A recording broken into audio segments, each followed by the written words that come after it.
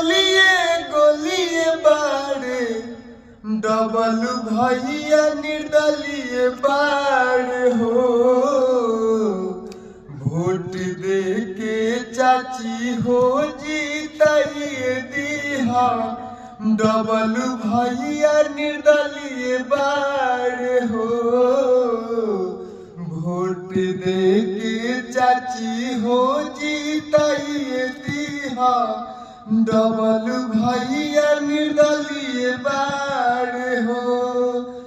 करत सपोर्ट मिथुन बाबा बाड़े गुरु बाबा साथे बाड़े हो। वोट दे के माई बहिन जिताइए दीहा राणा प्रताप निर्दलीय बाड़े हो। वोट दे के चाची हो जीताइए दीहा डबल भैया निर्दलीय बाड़े